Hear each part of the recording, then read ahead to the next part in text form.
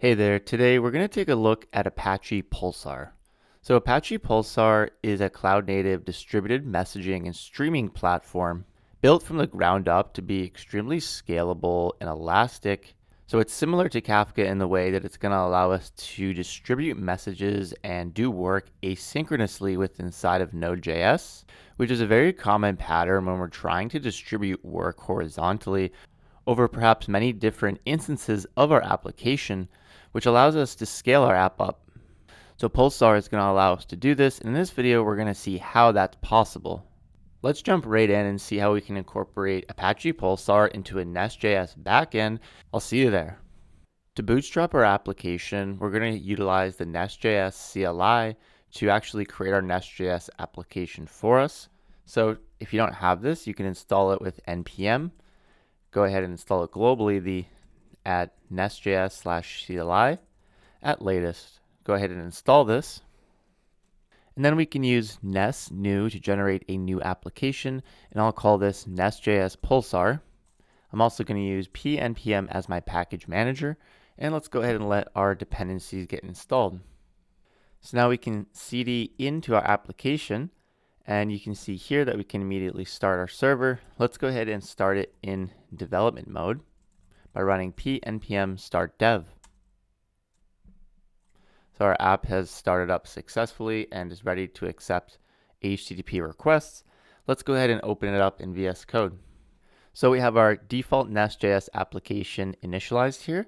And of course, we can see in our source directory, we're starting our application in our Bootstrap function where we're accepting incoming traffic on port 3000.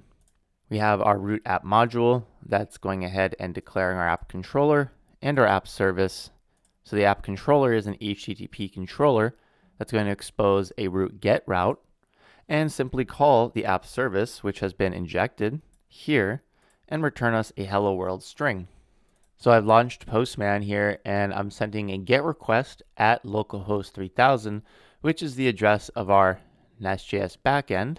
We know we're listening on port 3000, and immediately we get back this 200 response with our hello world from our app service. So this is the default project out of the box. Let's see how we can integrate Pulsar into our app now to see how we can process messages asynchronously. All right, so the first thing we want to do is actually set up a Pulsar cluster locally so that we have something to connect our application to. A Pulsar cluster is going to include all of the components required to actually run Pulsar. So we're not going to go into depth about each of these components in this video. We're more focused on the application side of things. And luckily, Pulsar provides a Docker Compose file that we can use to easily get started with running a local Pulsar cluster with Docker Compose. So you can see at this URL that I'll include in the description in the Pulsar docs. They provide this Docker Compose, which includes all of the services needed to actually run this Pulsar cluster. We have Zookeeper here. If you know from Kafka, this is the same Zookeeper that manages our Pulsar metadata. We have an init Pulsar container that runs and starts up the server. And then we have the bookie here, which stands for the bookkeeper. This is the component that is in charge of actually managing the state of our messages and storing them. And then finally, we have the broker itself here, which is where our application is ultimately going to connect to and the connections to our consumers and producers. So let's go ahead and copy this Docker Compose file that has been provided for us. And let's go back to our application and now create a Docker Compose.yaml at the root and paste in this Docker Compose YAML. So of course you're going to need Docker installed on your machine. So make sure you have Docker. In my case, I have Docker Desktop that I'm going to go ahead and start.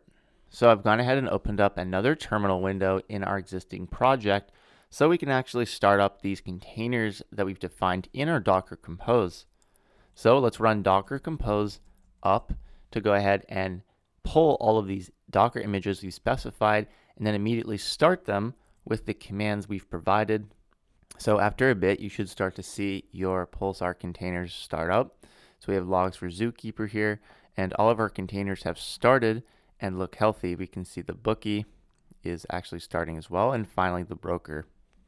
So now we have a Pulsar cluster running we can connect to. This is great.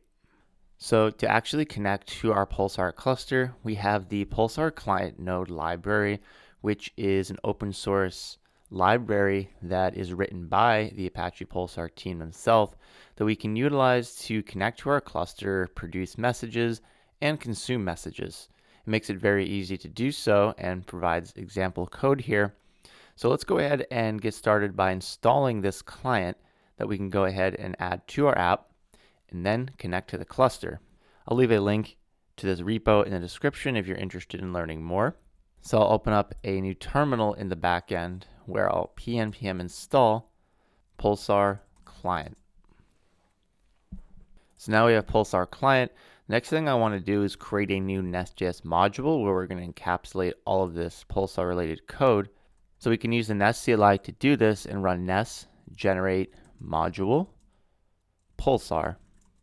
Now we have a Pulsar folder with an empty Pulsar module inside, and this module has been added to our root app module. So it's going to be available in our application. Let's go ahead and firstly provide the Pulsar client, which is going to be how our producers and consumers are actually going to connect to the cluster. They need to do this through a client object.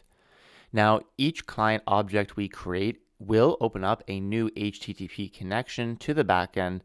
This may suit your needs if you need so, but in our application, it's simple. We just want one client for all producers and consumers. So let's go ahead and provide this globally in our Pulsar module by providing a new providers array. And we'll open up a new provider object where we'll provide, well, I want to declare a new custom provider, which in NestJS we can easily do. We can provide a token here that we can reference in this providers array, and then we reference it later on using dependency injection where we need it. So we want this injection token to be constant. So in Pulsar folder, I'll create a new Pulsar constants file where we can keep this magic string in one place. So we'll export the const Pulsar client equal to Pulsar client. Now back in the Pulsar module, let's go ahead and provide this with the Pulsar client. Now we're going to provide the actual client object using the Pulsar client library. However, firstly, we want to be able to provide it using a environment variable because we need the actual connection string to our Pulsar cluster, and I don't want to hard code this configuration. We can easily take advantage of the NestJS config module by npm installing at nestjs/config. Now in our app module, let's make sure we declare the config module. So we need to do this by importing the config module. So we'll import the config module from at nestjs/config. Now we call for root on the config module to import it. And now at this point, we can use it inside of other modules. So that's what I want to do in the Pulsar module. Well, let's firstly go ahead and import it since it's not global by default. So now the Pulsar module has it available. We can utilize the config service on the config module, which is going to utilize the .env library to read in environment variables from a .env file in our project. At the root of our project, I'll go ahead and create a new .env file. And the .env I want to declare is the connection string to our Pulsar cluster. So this is going to be service URL is what I'll call it. And it's going to look like Pulsar, which is the protocol / localhost 6650 for the port. Now the reason this is because in our Docker compose file, we have our broker here, which is where we actually connect client connections to. Well, we said that we exposed this on port 6650 on the container to 6650 on our local machine, which means that localhost 6650, we can actually talk to the broker and connect to it. So we're defining this connection string here in the .env. Finally, we can go back to the Pulsar module and finish providing our Pulsar client provider using the use factory, which is going to allow us to inject dependencies, which in our case, we know we want to utilize the config service in this function. So now we have the config service. We'll go ahead and return. Well, what I want to return is a new client, and we're going to go ahead and import client from Pulsar-client. So this client constructor will take a client config object. Now with inside of here, we have a lot of different options we can configure, which we won't go over in this video. However, I'll leave resources in the description where you can learn more. The one we need to be concerned with is the service URL. So that's how we actually connect to the broker. Well, now we can utilize the config service to do this. So we'll call getter throw and pull off the service URL. And I actually want to update this to be Pulsar service URL, since it's going to be more descriptive in our .env. So let's update this in our .env. We'll make sure this is Pulsar, so it's more descriptive. Now we also need to provide the config service to the use factory using the inject property, where we provide an array of providers that we need in the use factory. We know this is just the config service here. So now at this point, we have this Pulsar client provider, which is always going to return this new client that we instantiated when NestJS started up using the use factory provider here. So this is going to ensure we have a consistent client throughout that we can inject in any of our dependencies. And finally, looks like I have a typo here. This should be service URL. Now back in our terminal, we need to restart our development server so that it picks up the latest .env. All right, so we have a Pulsar client that we can connect to our cluster. Next up, I want to create a common producer that can actually produce messages to a Pulsar topic. So a Pulsar topic, a lot like Apache Kafka, is the place where we actually send messages to and where they will be persisted. You would think of it as like the HTTP endpoint for REST protocol. Let's go ahead and create this common producer that we can use in our application. So I'll create a Pulsar producer.service file, and I want this to be an injectable class that we can inject anywhere we want to produce messages in our app. So I'll export class Pulsar producer service. Now let's go ahead and firstly declare a constructor where we know we're going to want to inject that client we created so we can connect to the Pulsar cluster. So to do this, we'll use the @inject decorator, which allows us to inject our providers. In our case, we want to inject this one with a custom token that we know we declared already in our Pulsar module by Pulsar client constant. So this is going to be a private read-only Pulsar client class variable. And this is going to be of type client from Pulsar client, as we know. All right, so next up, we're going to implement a method to produce a given message to a topic. Now, we only want to create a single producer per topic that we can reuse if we produce multiple messages to it. In order to do this, we want to maintain some state around our existing producers. So I'll declare a new class variable, a private read-only producers. And this is going to be a new map. So a map is going to be like a unique set. It's going to only contain one of a given item by that key inside of it. So here we specify the key for that item. In our case, it's going to be the string, and that's going to be the topic name for the producer. And the value in this map is the actual producer itself. So this producer comes from Pulsar client. So we have this state here where we maintain all the producers in our app. Of course, since this is an ejectable class from NestJS, this is only created once at startup.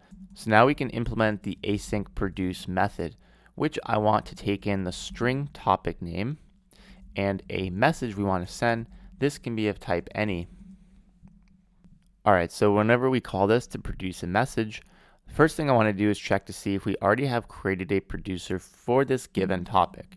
Let's create a new let producer and set it equal to this.producers, and we can call .get on the map to try to get the producer by the topic name we're trying to produce a message to. If we don't have a producer in our map already, then we'll go ahead and set it equal to we're going to go ahead and create the producer now using the Pulsar client. So this is going to be a await, it's an asynchronous call to this.pulsarClient.createProducer. So this is going to take in a producer configuration. Just like the broker, there's many different options we can configure. We're going to go over a couple, but the most important one we need to be concerned with is the topic name, where this producer is actually going to send messages to. So at this point, Pulsar client will connect our producer to our Pulsar cluster, and then I want to save this producer to our map. So I'll call this .producers.set and set the topic name and add the producer to it. So now we know we have a producer. Let's finally send the message using it. To do this, we call await producer.send. So inside of here, we send the message object, and the key to actually send the data from is called the data key. If we hover over it, it has to be of type buffer. So to create this buffer, we can use buffer.from, which creates a new buffer from a string. So I want to make sure we stringify this message object into JSON, and then we can create a buffer from it. And on the consuming side, we can parse that message and turn it back into a JavaScript object. Now, JSON.stringify, of course, doesn't have support for all types of properties like dates. So if your messages require more complex data types, you need to use a different serialization method. In our case, our data will be able to support just a JSON.stringify. So we'll do this by calling JSON.stringify and pass in our message object. So now we're stringifying our message object and creating a buffer from it. And then the producer will send it off to our Pulsar broker where it can be consumed by our consumers. So don't forget to go back to our Pulsar module where we're going to have to add this newly created Pulsar producer service to our providers array. And I also want to create an exports array here where we can export providers. I want to export the Pulsar producer service so that we can use it elsewhere in our application using dependency injection wherever we import this Pulsar module. I'll also go ahead and add the Pulsar client to it, which our consumers are going to need to utilize later on. So speaking of consumers, let's go ahead and implement our common Pulsar consumer that our application consumers can extend to get common consuming functionality like connecting to the cluster and receiving messages. All right, so to do this, we're going to go ahead and create a new consumer in our Pulsar folder. I'll call this pulsar.consumer. And I want to go ahead and export this abstract class called Pulsar Consumer. So we're not going to use this class directly, but we're going to extend it elsewhere in our application where we do want to consume messages and inherit some common functionality.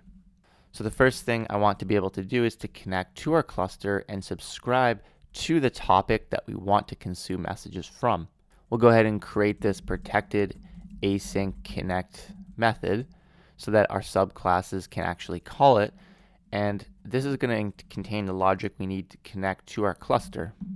To do this, we'll need our Pulsar client object as well as some configuration. So we'll add this in the constructor. We'll have the private read-only Pulsar client since we only need to utilize it in this abstract class. And then I'll add the private read-only config of type consumer config, which is going to be similar to the producer, a configuration object we can use on the consumer. So now in connect, I want to connect the consumer, and when we do this, we're going to get back a consumer object. So on this abstract Pulsar consumer, I'll go ahead and set the private consumer to a consumer type here. And then in connect, we can set it by calling this.consumer equal to await this.pulsar client.subscribe. So we subscribe to a topic and then we create a consumer on it. We'll pass in the configuration for the consumer into it. Now we've successfully connected to this Pulsar consumer here. We want to actually start receiving messages on it. So let's go ahead and create a new method that will go ahead and do this. I'll make this one private and call it consume. And let's start off with making this an async method, and we'll go ahead and call it await this dot consume as soon as we connect. So now in consume, the next thing we want to do is create a while loop that runs forever, a while true loop. So while ever our application is running, we want to run this loop. So the reason we need to do this is because of how we actually process messages using Pulsar client. So let's create a new const called message and set it equal to await this dot consumer dot receive. So receive is going to receive the next message on this Pulsar topic so that we can process it. Now the way this receive call works by default is that if there are no more messages left to process on the topic, then it's just going to block until there are more messages to receive, meaning we're not going to move past this line here until we have the next message, which is why this while true loop won't block the event loop, because we're waiting on this asynchronous call instead. Now you can override this behavior by passing in a timeout to receive here. Now that timeout means that after that specified amount of time, receive will actually throw an error. So if you want that behavior, you can do it. However, in our case, we do actually want to block here in this async call until we have another message, so we don't block the event loop with this while loop. So now I want to go ahead and get the data property off of the message. Now this is going to come off of message.getData, which is going to give us the buffer. Now we want to turn this buffer back to a string, so we get the JSON that we stringified earlier. And then finally, I want to parse it back into a object, so we can call json.parse to parse the final JSON string to get back our original object before we produce the message. So we can go ahead and console log the data out to verify this. And I'll also log out message.getMessageID, which is the message ID, which tells us where this message was on the topic. And we'll call toString on this to see more. Now finally, we want to actually make it so that our application consumers can do something with this message. So to do this, I'll provide another parameter to our constructor here, which is going to be the callback function that the app consumers give us. So this is a private read-only on message function. And so we'll say this is a callback function that returns void. However, we know it's going to get the message type passed into it, which we'll call any. So it's even better as we can make our producers and consumers even more type safe by using generics here. So in our abstract Pulsar consumer, we'll take in this generic of type T here that our implementing classes will actually define, and then we can utilize this as the message type. So I can utilize this type T here on the message type, and we can even type the data that came back from consume. We know this should be of type T. All right, so now in consume, let's finally call the this.onMessage function and pass back the data to it. So now we have this really nice type safe way to invoke this callback function that our app consumers will give us. The last thing we need to do is acknowledge this message back to Pulsar. When it receives the acknowledgement, it will remove the message from our backlog so that it won't be reprocessed again. So to acknowledge it, we call await this.consumer.acknowledge, and then we simply pass in the message to it. So we have a problem with this existing implementation that you've probably noticed. Well, we're calling consume from this connect method, and that's immediately going to enter a while true loop. So we're never really going to leave this connect method when we call it. We want to avoid that.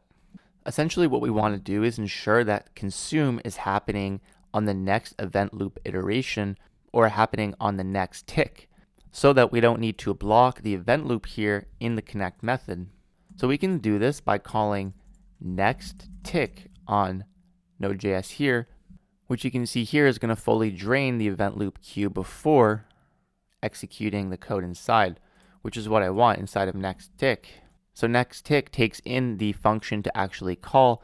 Well, in our case, we know this is going to be this.consume, so we can provide the method directly. Now, of course, we need to make sure that consume here still has the context of the this variable in this class, because by default here, it'll be lost if we provide the reference like this. So to do this, we'll call .bind and then bind this to it before we provide it to the next tick. So that consume, when it calls this, will be referencing, of course, its own class. So there's a couple of other improvements we can make on our consumer. The first of which is let's add some error handling. So in our consume method, we never want to leave this loop if an error happens, given that we take a message and hand it back to our consumer in this onMessage function. If we throw an error in this onMessage function, we don't want to stop consuming the next message. We want to let the application consumer decide what to do. When an error is thrown, they can implement their own error handling, but this global consumer just wants to catch any errors and move on to the next message so that we don't block message consumption and ensure our topic keeps on moving even if an error was thrown. Now we could do something if an error occurs like dead letter queue handling. However, that's out of the scope of this current video, and I might make that in the future, just as Pulsar has great support for dead letter queues and retry letter queues. For now, let's just go ahead and add a try catch block around the actual message processing. So I'm going to go ahead and move everything into the try block. And now in catch, if we do have an error, I'll simply go ahead and log it out. So let's add a logger up top. Private read-only logger is equal to new logger from NestJS common. And we can actually pass in this .config.topic for the logger name so we have some context around it. Now in the catch block, let's simply log out this .logger.error, error consuming. So we'll say that an error occurred. And then we'll go ahead and log the error. So now we have error handling around message consumption. We'll always ensure that we move on to the next message if an error occurs. Now, in order to make sure this is the case, let's move our message acknowledgement out of this try catch block where we're processing it. And let's create a new one that's dedicated to just actually acking the message after we processed it or tried to process it. We'll go ahead and try to ack it as well here. And we'll go ahead and catch any errors that occur and log them out just like we did with the message processing. So we'll copy this log, paste it in, and say error acking. So now we need to make sure we have this message defined at this scope here. So let's go ahead and declare the let message type of message up top. And now we can set the message equal to the message from consumer.receive. So now we're going to try to receive the message, log it out, and process it. If any errors happen, we'll go ahead and log it out. But then we're still going to go ahead and try acking it. Well, of course, we only want to do this if we actually did have a message defined. So let's check to see if we do have a message. Then we'll go ahead and acknowledge it. So now our error handling is more robust, and we're going to ensure we never leave this while loop of message consumption and always ensure our consumer is always running, available, and actually processing messages.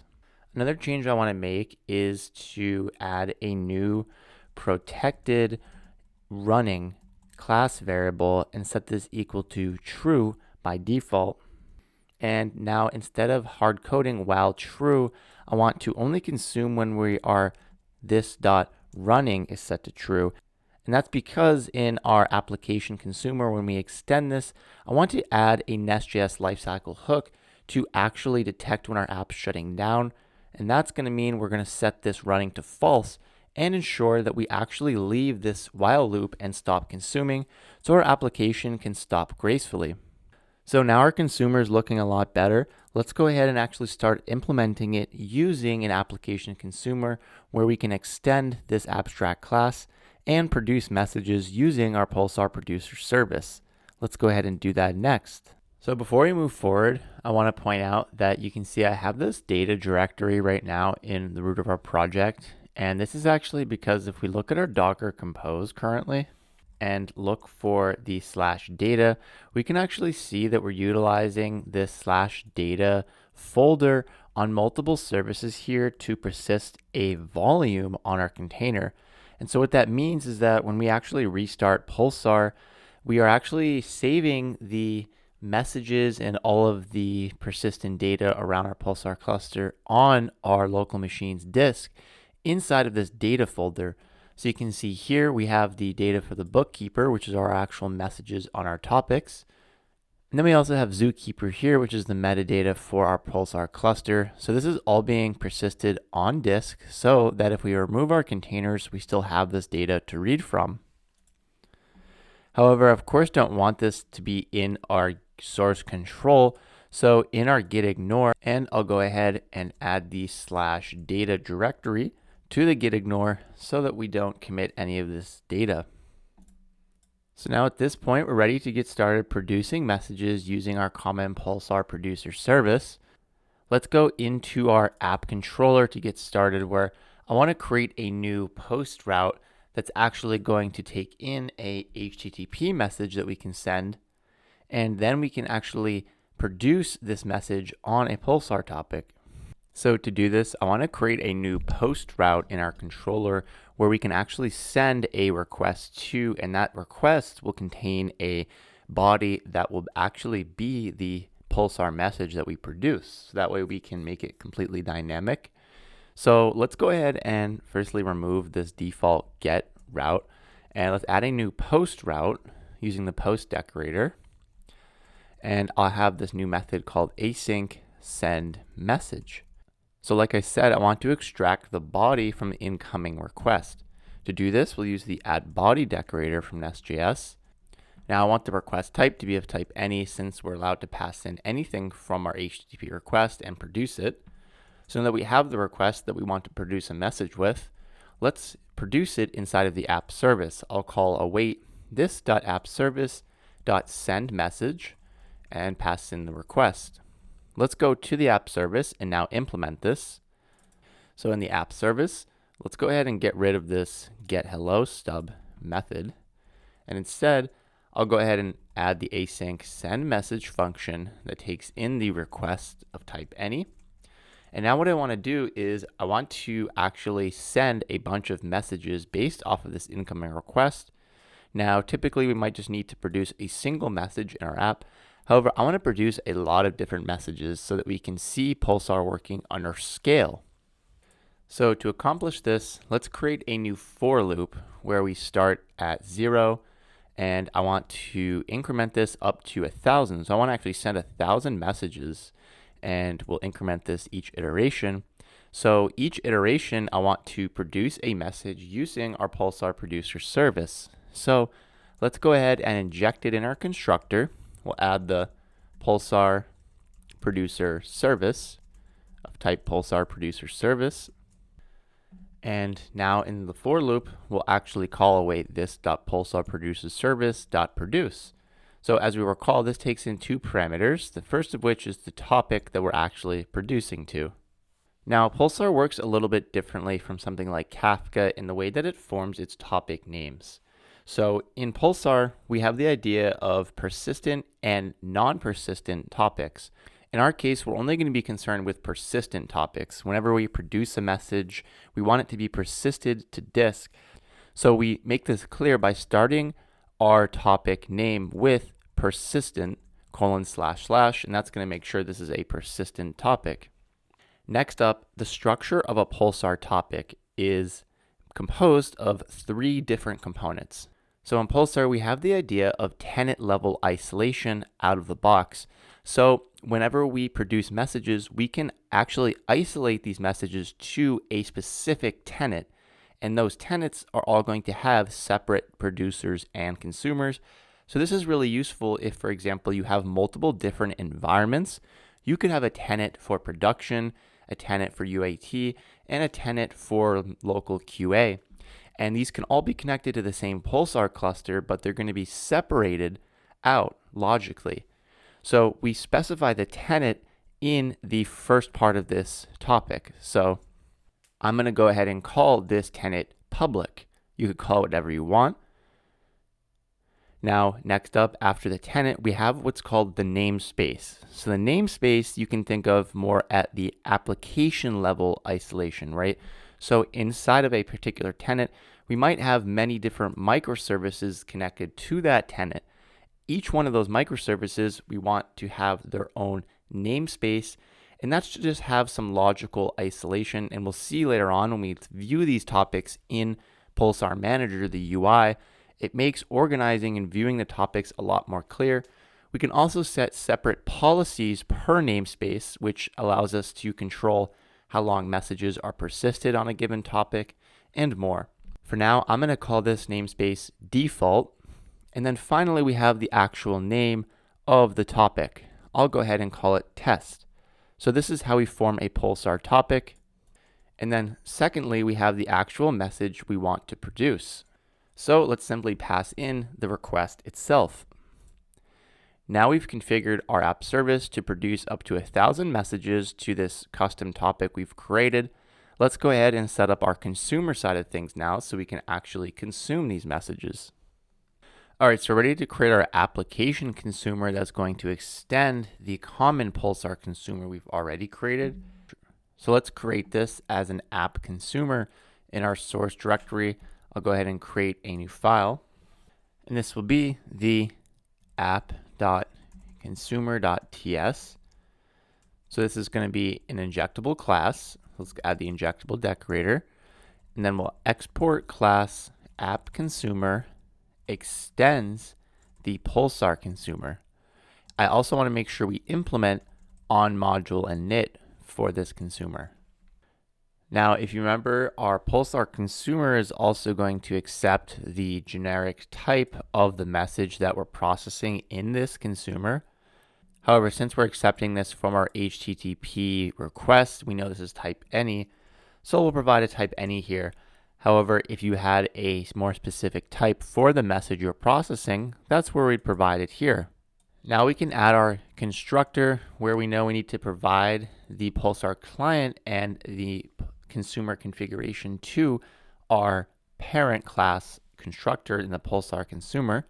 We do this by firstly injecting the Pulsar client by the Pulsar client injection token. We'll call this Pulsar client of type client. Then we can go ahead and add a call to the superclass where we know we have the Pulsar client we need to provide. Let's do that. And then we have the consumer configuration. We'll have the topic, which we know from our producer, we can copy the same topic that we're producing in the app service when we receive this request. We know we want to consume from this topic as well. So let's go ahead and copy this into a constant file. We'll have an app.constants as well. And then we'll go ahead and export const test topic and paste in our topic name. Now let's reference it in both the app service, and then we'll go ahead and also reference it in the app consumer now. We'll add the test topic so that we're producing and consuming from the same exact topic. Finally, the next property we need to set is the subscription. So a subscription in Pulsar is very similar to the concept of a group in Apache Kafka, where each subscription in Pulsar is going to have its own independent backlog of messages on a given topic. So we could have multiple subscriptions attached to the same topic, and when a new message is produced to that topic, each subscription's consumers are going to be delivered that message independently and have to acknowledge that message independently to get it removed from its own backlog. Now, the usage of subscription and specifically subscription types in Pulsar is what's going to allow us later on to actually scale out horizontally and attach multiple consumers on the same subscription. And when we do this, we can essentially round robin the consumption of messages from a topic and ensure that our consumers don't process a message more than once, even when we have it distributed. So to do this, I want to make sure that our subscription is set the same for each instance of our application. So I'll go ahead and label the subscription as NestJS. Now, importantly, the default subscription type in Pulsar out of the box is exclusive. So only one consumer with this given subscription ID is going to be able to connect to this topic. Now, as I just mentioned, we're going to see different subscription types later on that allow us to connect multiple consumers with the same subscription. For now, let's continue with this singular consumer approach. Lastly, we know we need to provide the onMessage function, which is the function that will get invoked in this consumer whenever we get a new message. So let's create this handle message function in here that's going to get passed in the data here. And we know if we hover over this, we have the same type of any that we're providing to the Pulsar consumer generic up here. So let's go ahead and type this as any as well. Now in handle message, I want to log out a message. So let's create a new read-only logger, set equal to new logger, and pass in the app consumer.name here.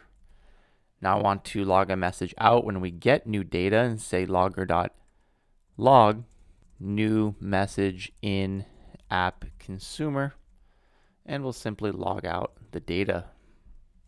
So now in our super call, we can finally reference handle message by simply passing in this dot handle message. Now we can see we have a problem with our current implementation because we actually can't reference the this property until we've fully completed this super call. So to get around this, instead of passing in the handle message function as a constructor parameter, we can remove it entirely, go back to our Pulsar consumer, and let's remove it from the arguments in the constructor, and instead let's define it as an abstract function in this class that we know the child class will have to implement. To do this, we'll go ahead and just declare a new protected abstract handle message function stub that we know will get passed the data of type T, and we'll have a void return type. You could also make this a promise return type too if you wanted to await this call, if for example you were doing database or networking I/O. Now let's go back and refactor this to call this .handle message instead. So now our Pulsar consumer looks good. We can see we have no more error because we're actually implementing handle message directly from our parent class. The last thing we need to do here is to now actually implement the onModule init, which is a lifecycle hook from NestJS that we know will get invoked at application startup. So let's have an onModule init here. This will also be async because we actually need to call await this .connect method from our parent to actually connect our consumer and actually start consuming messages. Now we actually have one last error here about duplicate definitions for the logger type, and we actually don't need to actually declare our own logger in app consumer since we know we have the one declared in the parent. We'll just have to go back to the parent consumer here and make the logger actually protected so we can reference it in the child class. Now don't forget, we need to go back to our app module and add this new app consumer to our providers array so NestJS discovers it. So another improvement we can make is, since all of our consumers will be following the same pattern of onModule init, we can actually move this into the superclass. Let's take out this implements definition and move onModule init from the child here and remove the import to it as well. We'll go back into the Pulsar consumer now, the abstract class, and say this will always also implement onModule init. And we can now implement this as a public method that the NestJS DI system will call on startup. So we go ahead and provide it here, and now all of our consumers will get this called every time, since we're still extending it from our app consumer. So now back in Postman, I've launched a request to localhost 3000 where our server is listening, and I've opened up a JSON body here by going to raw JSON, and I've entered in a simple JSON object with foo bar. I can include some other dummy value. We can pretty much send whatever object we'd like. We know that's going to get stringified and sent in as a buffer to our Pulsar client library that gets sent to our Pulsar cluster, and then our consumer will then pick this back up on the other side. Let's go ahead and test it out by sending this request where we know we're going to be producing 1,000 of these messages, and our consumer should be logging it out in the Pulsar consumer abstract class here, as well as the app consumer that receives it. So you can see these logs all happening and the message IDs incrementing all the way up until we finish consuming. So this is great. This means that our Pulsar cluster is working end to end. We're producing all of these messages and consuming them asynchronously. By following this pattern and using this framework, we're going to be able to create Pulsar consumers to do any amount of work we need asynchronously, which is a really powerful pattern. So there's a few other options that we can specify in our Pulsar producer and consumer to increase our message throughput, and I'd like to share those with you. So the first one will be on the Pulsar producer itself. Right now, when we receive a message and we await the producer.send, we're always going to be sending only one message at a time to our Pulsar broker. Now, in our case, this can take a lot of time when we have a lot of messages to be sent at once. Instead of sending them one at a time to our server, we can instead batch these messages so that we can send multiple messages at once, and that way we cut down on a lot of the network I/O back and forth to our broker. Pulsar makes this super easy to opt into on our producer. We just simply need to provide the batching enabled to true.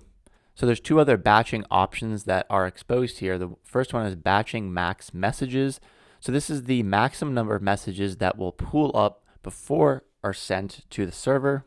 And then we also have batching max publish delay milliseconds, which is going to be the maximum amount of time we wait before we send messages in a batch.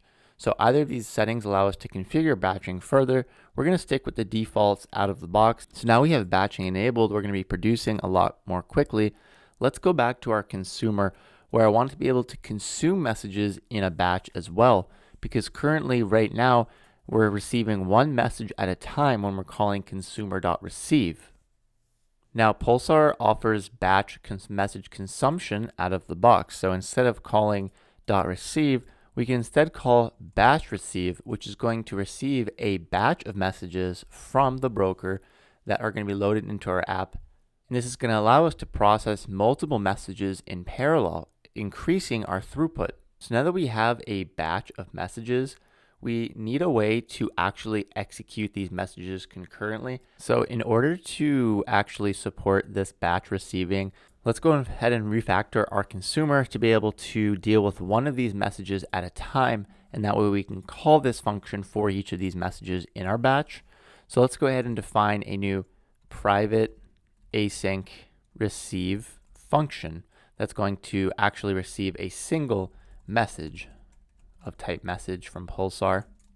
And now I want to copy all of our logic from up above in consume where we're dealing with a single message. Let's go ahead and paste that inside of this new receive function. And we also want our current error handling to come over as well. So let's just copy the entire try catch block and paste this in. Now let's remove this message line since we already have the message as a function parameter. So now we are dealing with one individual message here. We also need to acknowledge it. So let's go ahead and cut out our try catch block for message acknowledgement and add it into this receive function as well. We can also remove this if check around the consumer acknowledgement since we're always going to have it inside of this receive function. Now back in consume, let's refactor this. We can get rid of our let message declaration. And now let's set a const messages instead, since there's now an array of messages in this batch. We'll go ahead and remove this message processing. And now I want to iterate over each of these messages concurrently and process them. To do this, we can await a call to promise.allSettled. That's going to ensure we run all the promises at the same time and run regardless of whether or not they resolve or reject. And inside of here, we can call messages.map. And now we have a single message. We can then call this.receive and pass in the message to it. Now we can also update our catch block here since we know this statement will never throw. Instead, if we have an error, at this point, it's because of the batch receiving. So we can say error receiving batch. So now at this point, we've refactored our code to be able to process messages in a batch and run these promises at the same time to essentially achieve concurrency and increase the throughput of our application, which is great. Let's go ahead and back into Postman to test this out. We'll go ahead and launch another request at our server. And now if we go back to our logs, we can actually see the messages being consumed here. Now, finally, one other option I'd like to show you is in the consumer configuration. If we go back to the app consumer, we can actually define the number of messages that our Pulsar client is going to fetch from the broker at once into memory. So essentially, this is the level of concurrency we have at our consumer when it's processing messages in a batch. So this setting is called the receiver queue size. Now, importantly, these messages are actually being processed concurrently now, since we're receiving them in a batch and processing them as soon as we get them in that batch, thanks to that promise.all we have. All right, so another thing I want to add to our app is to make our producers, consumers, and client actually shut down gracefully within our NestJS application. To do this, we can hook into another lifecycle hook. So for the producer service, I'm going to go ahead and make sure we implement on module destroy. And so this is another lifecycle hook that NestJS will call whenever our application is shutting down. So I want this to be async so that we can go ahead and loop through all of our connected producers and close them.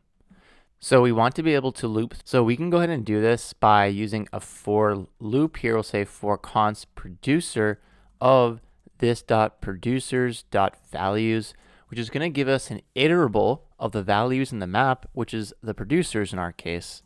So in here, we'll just simply call await producer.close to close the connection to our Pulsar server on the producer. So now we're cleaning up our producers. Let's go back to our consumer and do the same thing here. I want to add a on module destroy to our implements, and then we'll call it up here, we'll say async on module destroy. And just like we did for our producer, we can simply call await this.consumer now .close to close our connection. However, before we do this, we want to make sure we set this.running equal to false. And that's to ensure that our while loop of processing messages won't keep continuing and throwing errors before we close our connection. All right, so lastly, I want to be able to close our connection using this client object here. So to do this, I'm actually just going to create a wrapper service called Pulsar client service.ts. And this will be a new injectable class that we'll go ahead and export. And all this class is going to do is it's going to implement on module destroy. And of course, we're going to inject the Pulsar client provider. So we can go to our producer and simply copy our constructor here. Go ahead and add it. Then we'll go ahead and add the imports to inject Pulsar client and to the client itself. So now I just want to go ahead and implement the async on module destroy method. And all it's going to do is it's going to close this Pulsar client by calling Pulsar client.close. And then finally, we need to let NestJS know about this class by providing it in our providers array, the Pulsar client service. So now we've updated our app to be able to close our connections gracefully to our Pulsar cluster. So this is great. We can run Pulsar locally, but now I want to show you how we can run it in Kubernetes to actually be able to scale out our app between multiple instances and have each of these instances consuming from a single topic backlog, so that essentially we're processing it in a round-robin fashion, increasing our throughput because we're going to have multiple consumers all processing these messages. So to view the rest of this tutorial on how to deploy Pulsar to a Kubernetes cluster and deploy our application into that cluster, to connect the two together and then scale our application horizontally to achieve multiple consumers consuming on the same topic, you have to be a member of my site, which I'll leave a link to below, michaelguay.dev. So as soon as you sign up to become a member, you'll get full access to all of these lectures, including the latest one on NestJS and Pulsar. You'll be able to freely watch the entire video and learn how to scale your application horizontally and implement asynchronous messaging in Kubernetes. You'll get access to all future exclusive lectures, as well as exclusive member courses, including the latest course I'm currently building out with Next.js and NestJS together. You'll get full access to this and much, much more. So I really appreciate everyone who has signed up so far and has supported the site. Thank you so much. So thanks so much for watching this video, and I'll see you in the next one.